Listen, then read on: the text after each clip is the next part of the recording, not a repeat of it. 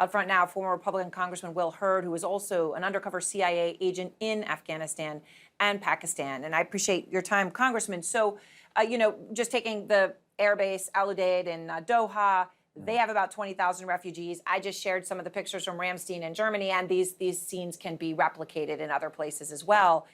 The chairman of the House Armed Services Committee, Adam Smith, last night told me specifically about Doha, that there's a struggle there on that airbase for even to have enough food and water, the basics, to supply the refugees who are there.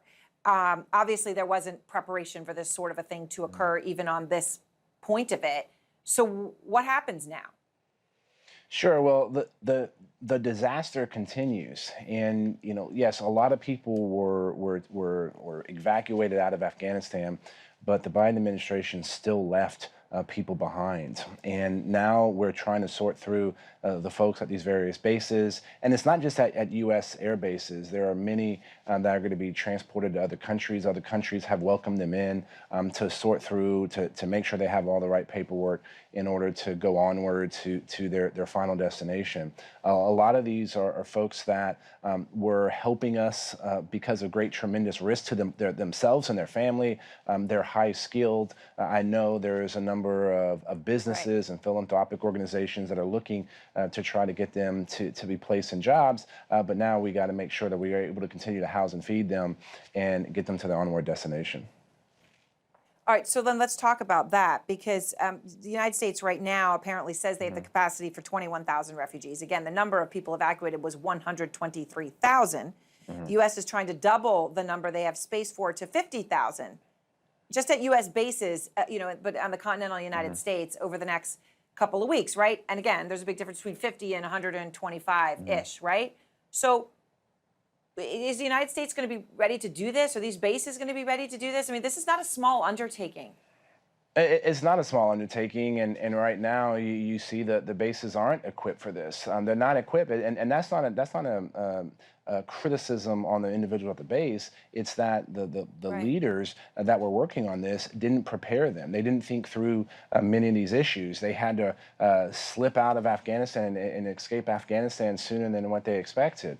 And so right now there's also a lot of frustration with the administration because they bungled the operations in Afghanistan, and this is continuing to happen. And so there's frustration for the folks that are in those situations. There's frustration by the people that are dealing with this. It's something that we're seeing similar that Border Patrol is having to go through on our southern borders as well. So this is something that is starting to become a hallmark of this administration. But these are folks that helped us. We should be doing everything we can in order to make sure that we take care of them, because they took care of our brothers and sisters and our spouses while we were fighting the global war on terrorism. And by the way, the global war of terrorism isn't over, right? And it's unfortunate.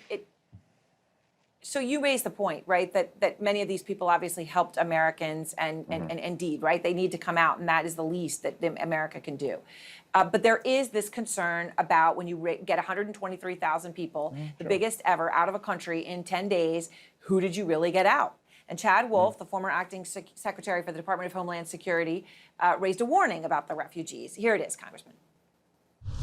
When you have this amount of individuals that you have to screen and vet in a matter of days, there are going to be corners that are going to be cut. And I think the most concerning thing is if those visa applications are not finished, and we know that they're not going to be finished in time, you could have dangerous individuals at these military installations, leaving these military installations in some cases, and we find that they don't pass the screening and vetting at the end of the day.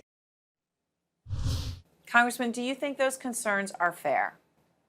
It's always a concern to make sure that the people that are coming in, we need to know who's coming in, right? That is a hallmark of making sure you're protecting your country. I don't know the specific examples that the previous speaker was talking about, but in most of these cases, a lot of these folks have had sponsors or people that, individuals, Americans that are here now that said this person had helped us and confirmed their identity. When you look at the number of the members of Congress that are getting calls from constituents that have some connection to many of these individuals, this is something that we're going to be going through this process, and I trust the folks on the ground to make sure we get through that.